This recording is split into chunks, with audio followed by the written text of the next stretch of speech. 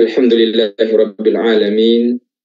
Wassalatu wassalamu ala khatamin nabiyyin nabiyina Muhammadin wa ala alihi tayyibin wa ashabihi al-ghurril mayamin wa tabi'in wa man tabi'ahum bi ihsanin ila yaumiddin, amma ba'd. Ikhwah dan akhwat rahimakumullah, kita bersyukur kepada Allah Subhanahu wa taala kita masih diberi umur sehingga kita dapat mencapai pertengahan bulan Sya'ban. Ya, sekarang sudah 14 Sya'ban waktu Saudi ya. Tersisa kira-kira 14 atau 15 hari lagi kita akan memasuki bulan Ramadan. Bulan Ramadan sebagaimana disabdakan oleh Rasulullah sallallahu alaihi wasallam, Atakum Ramadanu syahrun mubarak. Telah datang kepadamu bulan Ramadan, bulan yang penuh berkah. Bulan yang penuh berkah ini sejatinya marilah kita sambut dengan penuh rasa gembira, ya, penuh keimanan, penuh semangat. Karena itu kita perlu melakukan berbagai persiapan untuk menyambut bulan Ramadan. Ya, sebelumnya mungkin kita ingatkan kepada kaum muslimin dan muslimat, ikhwan dan akhwat semua, bagi yang masih punya utang puasa di bulan Ramadan tahun lalu untuk segera menyelesaikannya. Bagi yang qada Ramadan tahun lalu belum selesai, hendaklah segera diselesaikan, masih ada waktu sekitar 2 pekan lagi di bulan Sya'ban ini. Saudara-saudari rahimakumullah, untuk menyambut bulan Ramadan kita perlu berbagai persiapan, baik itu persiapan iman, ya, persiapan hati. Persiapan iman ini karena Rasulullah SAW bersabda tentang Ramadan, ya, man shoma ramadhana imanan wa ihtisaban, barang siapa yang berpuasa Ramadan dengan penuh iman dan ihtisab, ya, mengharap pahala dari Allah Subhanahu wa taala. Man qama ramadhana imanan wa ihtisaban, barang siapa yang qiyam Ramadan dengan iman dan ihtisab, ya. Begitu juga sabda Rasulullah sallallahu alaihi wasallam, man qama lailatul qadri imanan wa ihtisaban. Jadi kita perlu memperbaharui iman kita, ya, perlu menguatkan iman kita bahwa akan datang kepada kita salah satu rukun dari rukun Islam yang harus kita laksanakan. Jadi jangan sampai rukun Islam tersebut menjadi beban bagi kita, maka dari itu iman kita harus kita murnikan lagi sehingga kita dapat menyambutnya dengan penuh riang dan gembira. Persiapan yang selanjutnya adalah persiapan yang berkaitan dengan materi, ya. Jadi kita sudah mengetahui bersama bahwa 1 tahun itu ada 12 bulan, dan bulan puasa atau bulan Ramadan ini hanya 1 bulan dari 12 bulan tersebut. Banyak orang yang menyibukkan diri, atau bahkan sebagian mereka sebaliknya santai-santai saja di bulan selain bulan Ramadan, dan ketika bulan Ramadan mulai sibuk untuk melakukan kegiatan-kegiatan ekonomi, aktivitas lainnya, sehingga ketika bulan Ramadan tiba mereka tidak bisa memaksimalkan siam, ya. Banyak orang yang tidak mampu berpuasa di bulan Ramadan karena alasan pekerjaan. Begitu juga dengan qiyam, ya, pada siang harinya puasa dan bekerja, sehingga pada malam harinya tidak dapat melakukan atau tidak dapat mengikuti qiyam Ramadan, sholat tarawih, sholat tahajud, dan ibadah-ibadah lainnya. Karenanya perlu persiapan jauh sebelum datangnya bulan Ramadan seharusnya sudah disiapkan. Apalagi di 10 akhir bulan Ramadan itu disunahkan untuk i'tikaf. Dan orang yang ingin i'tikaf seharusnya orang yang sudah memiliki materi, ya, memiliki dana untuk bulan berikutnya, khususnya ketika bulan Ramadan selesai, ya. Sehingga ketika Ramadan masuk, 10 akhir Ramadan masuk, dia sudah bisa fokus untuk melaksanakan i'tikaf atau beribadah kepada Allah Subhanahu wa taala. Perlu juga tentu persiapan apakah jadwal, ya. Dan ini sebenarnya perlu dipersiapkan sebelum hari bagi kaum muslimin dan muslimah yang ingin melaksanakan umroh di bulan Ramadan. Tentu jadwalnya, persiapan materinya dan lain sebagainya sudah harus disiapkan lama sebelum bulan Ramadan itu tiba. Begitu juga bagi yang mereka yang ingin iktikaf di salah satu Al-Haramain, baik di Mekah atau di Madinah, jika dia juga perlu persiapannya, perlu dijadwalkan persiapan-persiapan tersebut jauh sebelum Ramadan tiba. Ya. Begitu juga ada persiapan-persiapan yang berkaitan dengan amal ibadah. Ya. Amal ibadah apa saja yang perlu kita persiapkan di bulan Sya'ban ini. Jadi ketika kita melihat hadis-hadis Rasulullah Shallallahu Alaihi Wasallam, kita hanya mendapati satu amal ibadah khusus yang dilakukan oleh Rasulullah Shallallahu Alaihi Wasallam di bulan Sya'ban, yaitu memperbanyak puasa sunnah. Jadi Rasulullah Shallallahu Alaihi Wasallam memperbanyak puasa sunnah di bulan Sya'ban. Ya, sebagaimana dalam hadis-hadis yang diriwayatkan oleh Ummul Mukminin Aisyah radhiyallahu taala anha, bahwa beliau berkata, "Ma ra'aitu Rasulullah sallallahu alaihi wasallam istakmala siyama syahrin qattu illa Ramadan." Saya tidak pernah melihat Rasulullah sallallahu alaihi wasallam melaksanakan puasa satu bulan penuh kecuali bulan Ramadan. Wa ma ra'aitu fi syahrin aktsara siyama minhu di Sya'ban. Dan Rasulullah, saya tidak melihat Rasulullah berpuasa sunnah itu sebanyak-banyaknya melainkan di bulan Sya'ban. Artinya Rasulullah tidak pernah puasa satu bulan penuh kecuali Ramadan, dan Rasulullah tidak berpuasa begitu banyak dalam satu bulan kecuali bulan Sya'ban. Walaupun ditegaskan oleh sahabat Abdullah bin Abbas radhiyallahu taala anhuma, beliau berkata, "Masama Rasulullah sallallahu alaihi wasallam syahran kamilan ghairu Ramadan." Jadi Rasulullah sallallahu alaihi wasallam banyak berpuasa, ya, banyak sekali berpuasa. Hari-hari Rasulullah berpuasa di bulan Sya'ban itu mengalahkan puasa-puasa sunnah beliau di bulan lainnya kecuali Ramadan, karena Ramadan adalah bulan diwajibkan di situ berpuasa. Ya. Mengapa Rasulullah Shallallahu Alaihi Wasallam memperbanyak puasa di bulan Sya'ban ini? Ini dijelaskan dalam hadis Usamah bin Zaid radhiyallahu taala anhuma. Beliau menceritakan bahwa Rasulullah Shallallahu Alaihi Wasallam itu jika berpuasa maka beliau berpuasa terus, berpuasa sunnah terus, sampai-sampai orang mengatakan bahwa beliau tidak akan berhenti. Begitu juga sebaliknya, ketika beliau tidak berpuasa sunnah, beliau sama sekali tidak melaksanakan puasa sunnah, sampai-sampai para sahabat mengatakan bahwa beliau tidak lagi melaksanakan puasa kecuali hari Senin dan Kamis. Dan beliau, kata sahabat Usamah bin Zaid, tidak melakukan puasa sunnah, ya, sebanyak ketika beliau melakukannya di bulan Sya'ban. Maka beliau bertanya kepada Rasulullah Shallallahu Alaihi Wasallam, "Walam araka tasumu minasyuhuri ma tasumu min Sya'ban." Ya Rasulullah, aku tidak melihat engkau banyak berpuasa di bulan-bulannya seperti di bulan Sya'ban. Rasulullah Shallallahu Alaihi Wasallam menjawab, "Dzalika syahrun yaghfulun nasu anhu baina Rajab wa Ramadan." Jadi bulan Sya'ban ini adalah bulan yang banyak dilalaikan oleh manusia, oleh kaum muslimin. Ya, kalau bulan Rajab kita sama-sama ketahui bahwa bulan Rajab adalah salah satu bulan haram. Dan bulan haram ada bulan-bulan yang dimana amal ibadah di dalamnya menjadi fadilah, ya, amal ibadah menjadi utama. Adapun bulan Sya'ban, karena dia bukan bulan haram dan orang-orang akan berpuasa di bulan Ramadan, maka banyak orang yang melalaikan puasa di dalamnya. Dzalika syahrun yaghfulun nasu anhu baina Rajab wa Ramadan. Kemudian beliau bersabda, "Wa huwa syahrun turfa'ul a'malu fihi ila rabbil alamin." Pada bulan Sya'ban ini amalan-amalan kita kaum muslimin, amalan-amalan manusia diangkat kepada Allah Subhanahu wa taala.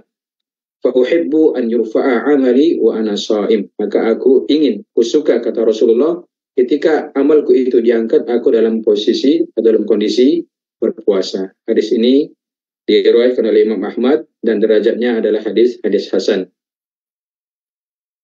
Mengapa Rasulullah Shallallahu Alaihi Wasallam banyak berpuasa di bulan Sya'ban. Dan mengapa para ulama kita mengatakannya bahwa berpuasa di bulan Sya'ban, puasa sunnah di bulan Sya'ban itu lebih afdol daripada puasa-puasa sunnah di bulan-bulan haram lainnya, di bulan-bulan haram ya, karena bulan Sya'ban bukan bulan haram. Ya, di sini di dalam hadis ini kita dapat memahami bahwa salah satu alasan kenapa berpuasa sunnah di bulan Sya'ban itu lebih afdol daripada puasa-puasa sunnah di bulan haram, kecuali yang sudah sahih fadilahnya ya, seperti umpamanya 10 Muharram dan ibadah-ibadah sunnah, puasa sunnah lain yang fadilah sudah jelas. Ya. Di antaranya pertama, sebagaimana disabdakan oleh Rasulullah, dzalika syahrun yaghfulun nasu anhu. Jadi pada bulan Sya'ban ini adalah bulan yang atau saat di mana orang-orang banyak yang lalai daripada puasa. Ya, banyak orang yang tidak berpuasa di bulan Sya'ban. Jadi ketika kita melakukan ibadah di saat di mana orang-orang lalai melakukan ibadah tersebut atau banyak orang yang tidak melakukan ibadah tersebut, maka ini adalah salah satu faktor yang menjadikan ibadah tersebut pahalanya besar, ya, menjadi afdol. Ini senada dengan sabda Rasulullah sallallahu alaihi wasallam, ibadatun fil harj kahijratin ilayya. Ini beribadah pada saat-saat terjadi fitnah pahalanya sama dengan hijrah bersama Rasulullah SAW, hijrah kepada Rasulullah SAW. Ya, kita tahu bahwa pahala hijrah dari Mekah ke Madinah itu sangat besar, sehingga para sahabat yang hijrah dari Mekah dan Madinah itu memiliki kedudukan yang tinggi, disebut dengan al-muhajirin. Dan orang yang beribadah pada saat-saat terjadi fitnah, pada saat-saat terjadi kerusuhan, ya, ketika terjadi fitnah, terjadi kerusuhan, kacau balau kondisi manusia, orang akan memikirkan keselamatan masing-masing, memikirkan keluarganya, memikirkan hartanya, sehingga banyak yang lupa daripada beribadah kepada Allah Subhanahu wa taala. Maka barang siapa yang beribadah pada saat itu, tentu pahalanya sangat besar. Dari sini jugalah para ulama kita menganjurkan untuk banyak sholat di antara maghrib dan isya. Nah, maghrib dan isya ini bukan waktu yang dilarang untuk melaksanakan sholat sunnah, tapi jika kita perhatikan, ya sedikit sekali orang yang melakukan sholat sunnah di antara di waktu ini antara maghrib dan isya, sehingga para ulama kita mengatakan bahwa pada saat ini dianjurkan banyak-banyak melakukan sholat sunnah. Begitu juga dianjurkan untuk banyak-banyak berzikir ketika kita berada di pasar, ya, ketika berbelanja. Kenapa? Karena pasar itu tempat orang benar-benar, ya, orang serius atau fokus mencari dunia, berbisnis, ya, jual beli dan lain sebagainya, sehingga banyak orang yang lupa daripada berzikir kepada Allah Subhanahu wa taala. Karenanya jika kita berzikir kepada Allah Subhanahu wa taala di saat orang lalai, kami ketika ada di pasar, di pusat perbelanjaan, maka tentu pahalanya sangat besar. Ini yang pertama. Yang kedua, kenapa berpuasa di bulan Sya'ban ini menjadi utama? Ya, karena annahu asyakku 'ala nufus, ya. Jadi ketika bulan Ramadan semua orang berpuasa, maka mudah bagi kita untuk melaksanakan ibadah puasa. Adapun di bulan Sya'ban itu sedikit sekali orang yang berpuasa, sehingga ketika kita ingin memaksimalkan diri untuk berpuasa di bulan Sya'ban itu agak sulit, karena tidak ada orang yang berpuasa pada saat itu. Nah, begitu juga ketika suatu ibadah itu sulit dilakukan, kemudian kita konsisten untuk melakukannya, maka ganjarannya tentu lebih besar. Banyak hadis-hadis yang mendukung makna ini, seperti umpamanya berwudu, ya, ketika umpamanya sholat, ya, sholat subuh ini adalah sholat yang agak sulit untuk dilaksanakan, karena setelah tidur, ya, kemudian Sebagaimana disebutkan Rasulullah, Bashir al-masyaina fi bulan binurin tamin yaumul qiyamah. Ya, berilah kabar gembira kepada orang-orang yang berjalan menuju masjid di waktu subuh, ya, dalam kondisi gelap gulita, dengan cahaya yang sempurna nanti di hari kiamat. Ya, nah, begitu juga ibadah-ibadah lainnya. Kenapa ibadah jihad itu pahalanya sangat besar? Karena ini adalah salah satu ibadah yang berat untuk dilakukan oleh orang-orang biasa seperti kita. Ya. Yang ketiga, kenapa berpuasa di bulan Sya'ban ini menjadi utama dan menjadi afdal? Ulama kita mengatakan karena yakunu akhfa lil amal. Ya. Jadi ketika kita berpuasa di bulan Sya'ban dan banyak orang yang tidak berpuasa di bulan Sya'ban, maka orang tidak menyangka kalau kita itu berpuasa. Jadi puasa kita itu tersembunyi, puasa kita itu tidak diketahui oleh orang lain. Dan puasa dan ibadah-ibadah sunnah yang dilakukan secara rahasia atau secara sembunyi, tidak diketahui oleh orang lain, maka itu adalah lebih afdal. Karenanya Rasulullah SAW bersabda, salat itu lebih afdal dilakukan di rumah kecuali al-faraid. Ya, kecuali salat fardu.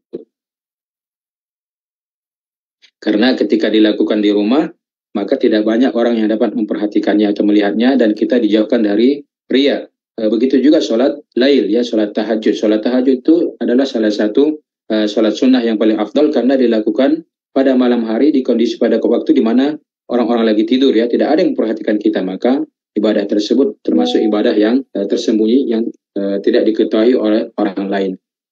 Ini juga ulama menjadi alasan karena kenapa ulama kita menganjurkan, ya, jika orang melakukan puasa sunnah untuk melakukan usaha agar orang tidak tahu bahwa dia puasa. Jangan ketika puasa sunnah sengaja melemas-lemaskan diri, sengaja supaya orang tahu bahwa dia itu dalam kondisi berpuasa. Nah, di sini ada salah satu hal yang menarik, ya, ada satu hal menarik. Jadi kalau kita lagi kumpul dengan masyayikh, ya, kemudian dalam perkumpulan itu diajukan teh atau makanan begitu, ketika kita diam saja, mereka mengatakan anta mumsik. Mumsik di sini apakah anta mumsik? Tidak dikatakan anta shaim. Itu di antara salah satu mungkin, ya, kebiasaan untuk menyembunyikan ibadah. Jadi tidak dikatakan anta shaim, itu kan jelas sekali apakah berpuasa, ya, kita kan, ya, agak berat untuk menjawabnya. Tapi ketika dikatakan anta mumsik, kamu lagi menahan, ya, maksudnya menahan dari makan dan minum, kita katakan ya, itu lebih halus begitu. Begitulah ikhwah dan akhwat sekalian, kaum muslimin dan muslimat, kita dianjurkan untuk menyembunyikan amal ibadah kita, kecuali yang dianjurkan dilaksanakan dalam berjamaah seperti sholat berjamaah, sholat id, dan lain sebagainya. Kemudian menjadi afdol juga, ya, berpuasa di bulan Sya'ban juga menjadi afdal karena puasa ini menjadi latihan, menjadi pemanasan, ya. Al-Imam Ibnu Rajab Al-Hambali rahimahullah ta'ala ketika beliau menyatakan bahwa puasa di bulan Sya'ban, puasa sunnah di bulan Sya'ban itu lebih afdal daripada bulan-bulan haram lainnya, beliau memberikan alasan, ya. Kenapa? Karena katanya bulan Sya'ban ini adalah bulan yang langsung melekat dengan bulan Ramadan, ya. Jadi berpuasa sunnah di bulan Sya'ban ini beliau kiaskan dengan sunnah rawatib yang dilaksanakan sebelum sholat fardu, ya, sholat sunnah ar-rawatib. Jadi sholat sunnah ar-rawatib ini menjadi muakkadah, ya, menjadi dianjurkan sekali karena dia dilakukan sebelum sholat fardu atau setelah sholat fardu. Karenanya kita saksikan, ya, puasa sebelum puasa wajib, puasa Ramadan itu menjadi afdal sama seperti sunnah qabliyah sebelum sholat. Begitu juga puasa setelah puasa wajib, ya, setelah Ramadan itu menjadi afdal karena dia ba'da Ramadan dilaksanakan setelah Ramadan, yaitu puasa 6 hari di bulan Syawal. Jadi Jadi puasa Sya'ban ini dilakukan sebelum Ramadan sama seperti sunan ar-rawatib sebelum sholat fardu. Dan puasa Syawal 6 hari bulan Syawal dilakukan setelah Ramadan sama seperti sholat ba'diyah. Dari sini juga mungkin kita dapat mengambil faidah atau pelajaran bahwa kita setelah melakukan suatu ibadah yang besar, ya, jangan sampai kita langsung putus sama sekali. Jadi ketika bulan Ramadan 1 bulan penuh, sebaiknya kita melatih diri sebelumnya, ya, dengan berpuasa. Begitu juga dengan ketika bulan Ramadan selesai, jangan langsung ditinggalkan puasa itu. Makanya disunahkanlah kita berpuasa di bulan Syawal, 6 hari di bulan Syawal. Inilah beberapa alasan atau dalil yang diajukan oleh Ibnu Rajab rahimahullah ta'ala yang menguatkan bahwa puasa di bulan Sya'ban itu termasuk puasa sunnah bulan Sya'ban itu termasuk puasa yang afdal. Saudara-saudari sekalian, selain ibadah puasa, tentu ibadah-ibadah lainnya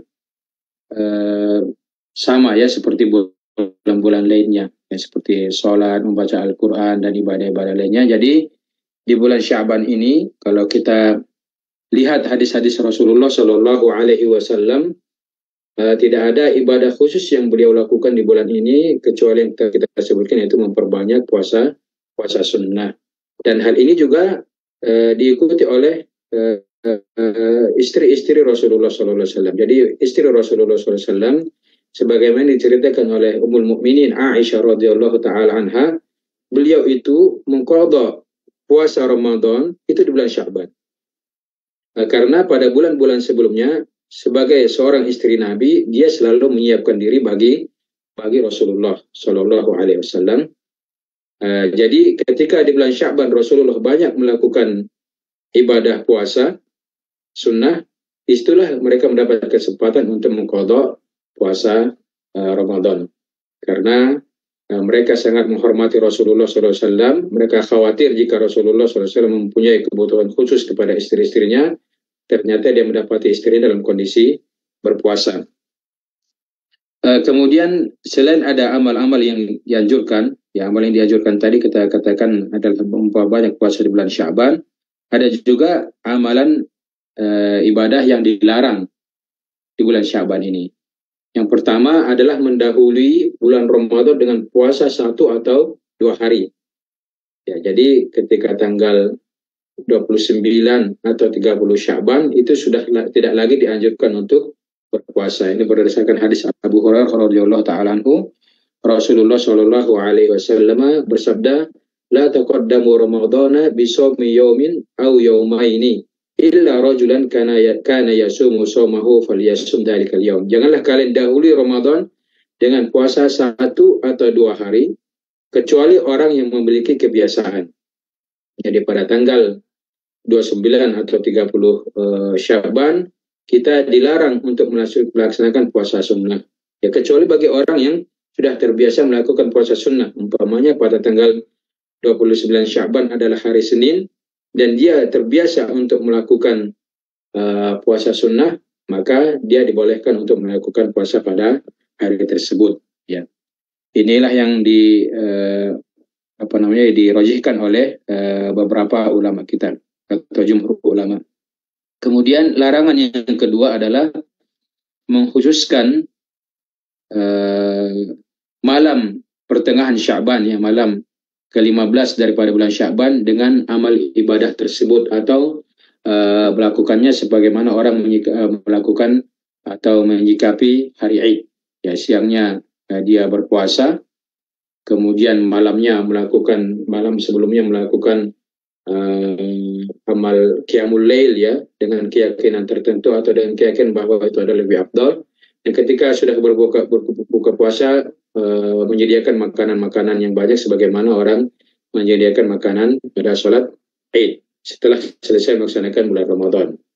Karena kalau kita lihat hadis-hadis yang menyatakan tentang fadilah-fadilah amal di pertengahan bulan Sya'ban atau malam pertengahan bulan Sya'ban umumnya atau kebanyakan atau bahkan seluruhnya hadis-hadis tersebut adalah hadis-hadis yang dhaif atau hadis-hadis yang maudhu', ya. Kita cukupkan dengan apa yang datang dari Rasulullah Shallallahu Alaihi Wasallam dengan amalan-amalan yang disunnahkan atau dianjurkan. Memang ada diriwayatkan dari beberapa tabi'in di mana mereka mengagungkan ya pertengahan bulan Sya'ban ini melebihi dari hari-hari lainnya, tetapi jumhur ulama tidak melakukan hal tersebut. Bahkan Imam Malik rahimahullah ta'ala dan para ulama mazhab Malikiyah mengatakan hal tersebut adalah sesuatu yang bid'ah. Yang ketiga yang dilarang dilakukan di bulan Sya'ban ini adalah berpuasa pada hari syak, ya, siyamu yaumi syak. Yaum syak atau hari yang diragukan, ya. Ini adalah hari 30 Sya'ban, ya, tanggal 30 Sya'ban ini adalah yaum syak. Ya, kenapa? Karena 30 Sya'ban ini kemungkinan menjadi awal Ramadan, ya. Dan ketika sudah diputuskan bahwa Ramadan umpamanya bahwa bulan Sya'ban hanya 29 hari, otomatis yang hari ke-30 tersebut adalah hari pertama bulan Ramadan. Jika diputuskan bahwa hilal tidak kelihatan sehingga Sya'ban disempurnakan menjadi 30 hari, maka pada hari tersebut ada larangan untuk melakukan ibadah puasa. Sebagaimana dalam hadis Rasulullah Shallallahu Alaihi Wasallam bersabda, "Man shoma al-yawm alladhi yushakku fihi faqad 'asa Abul Qasim Shallallahu Alaihi Wasallam." Barang siapa yang berpuasa pada hari syak, yaitu 30 Sya'ban, maka dia telah bermaksiat dia telah melanggar larangan Abul Qasim, yakni Rasulullah Shallallahu Alaihi Wasallam. Sehingga para ulama kita merincikan hukum puasa di pada hari ke-30 Sya'ban ini. Yang pertama, jika dia niatnya melakukan puasa pada hari ke-30 Sya'ban ini sebagai bentuk ihtiyat, ya, berhati-hati jangan sampai itu merupakan Ramadan, maka ini adalah haram. Ya, jadi haram melakukan puasa pada 30 Sya'ban dengan niat ihtiyat, ya, dengan niat hati-hati jangan sampai ini termasuk Ramadan kemudian saya nanti ketinggalan Ramadan, itu menjadi haram. Apalagi ketika pemerintah Islam, pemerintah kaum muslimin sudah memutuskan bahwa hari ke-30 Sya'ban tersebut adalah hari bagian dari Sya'ban, bukan termasuk Ramadan karena hilal tidak kelihatan. Kan tetapi yang kedua, ya, jika dia berpuasa pada hari itu dengan niat qada Ramadan atau dia ada nazar atau masih tersisa ada puasa kafarat, maka itu dibolehkan, ya. Jumhur ulama membolehkan hal tersebut. Adapun puasa, jika dia meniatkan puasa Ramadan, berhati-hati untuk bulan Ramadan jangan sampai ketinggal, maka itu hukumnya haram. Dan yang ketiga, jika niatnya adalah puasa puasa sunnah mutlak, maka itu dimakruhkan, ya, dimakruhkan untuk melakukan puasa pada hari itu. Sebagian ulama mengecualikan jika seperti tadi yang disebutkan dalam hadis tadi, jika memang dia ada kebiasaan berpuasa sunnah dan pada hari ke-30 itu bertepatan dengan hari Senin atau Kamis dan dia terbiasa untuk puasa pada hari tersebut, maka sebagian ulama membolehkannya dan sebagian lain tidak membolehkannya karena ada hadisnya tadi, hadis hasan sahih, ya, yang diriwayatkan oleh Abu Daud dan Tirmidzi, ada larangan untuk melakukan puasa di hari syak, ya, hari ke-30 Ramadan.